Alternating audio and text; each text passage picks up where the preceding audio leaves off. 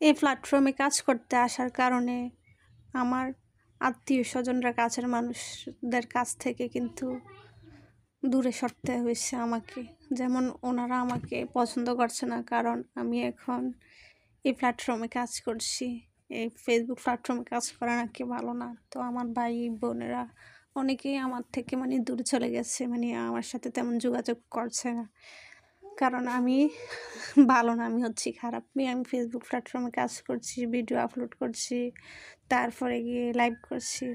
ওরা এটা পছন্দ করছে না, যার কারণে আমার সাথে সম্পর্কটা আস্তে আস্তে নষ্ট হয়ে যাচ্ছে কি হয়ে গেছে।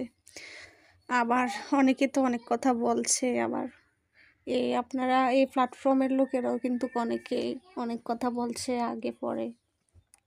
কেউ পছন্দ করছে আমার ভিডিওগুলো, কেউ করছে না।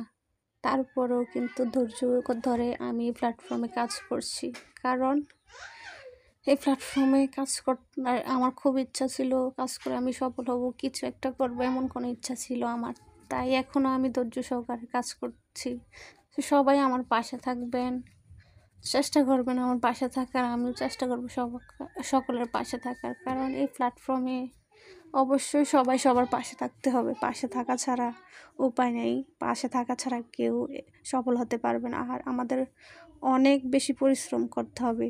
আজকে 1 বছর আমি কাজ করছি, আজকে 1 বছর আমি যা বুঝলাম, এখানে অনেক বেশি পরিশ্রম করতে হবে। অন্য কাজ যেমন আমরা শ্রম করি, শ্রম দেই, ঠিক তেমনি এখানেও অনেক শ্রম দিতে হবে। শ্রম দিলে অবশ্যই আমরা এখান থেকে আজ না হোক কয়েক বছর পরে হলেও আমরা এখান থেকে সফল হব, কারণ বছর যেতে কিন্তু সময় লাগে না। হয়তো বা দিনটা গুনলে বেশি দিন মনে হয়, কিন্তু এমনি সময়গুলো চলে যায়। তাই আমরা চেষ্টা করবো এখানে প্রচুর সময় দেওয়ার জন্য।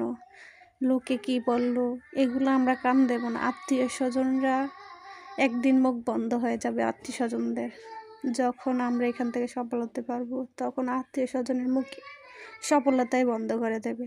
তাই ততদিন পর্যন্ত ধৈর্য সহকারে পরিশ্রম করতে হবে, ধৈর্য সহকারে কাজ করতে হবে। তো আজকে আমি আলুর ভর্তা বানালাম দুপুরে, তো সাথে আপনাদের সামনে একটু ভিডিও করলাম। অবশ্যই কেমন হলো সবাই জানাবেন, কে কীভাবে খান অবশ্যই জানাবেন। আর সকালে পরোটা বানাইছিলাম, এই পরোটাটার ভিডিও করলাম। তো ভাবলাম ভিডিও করে একটু লং ভিডিও আপলোড করে দিই, অনেক দিন হলো লং ভিডিও আপলোড করা হয় না। আর কেউ আমার কথায় কিছু মনে করবেন না। আর আমার কথার মধ্যে যদি কোনো ভুল ত্রুটি হয়ে থাকে অবশ্যই সকলে ক্ষমার দৃষ্টিতে দেখবেন।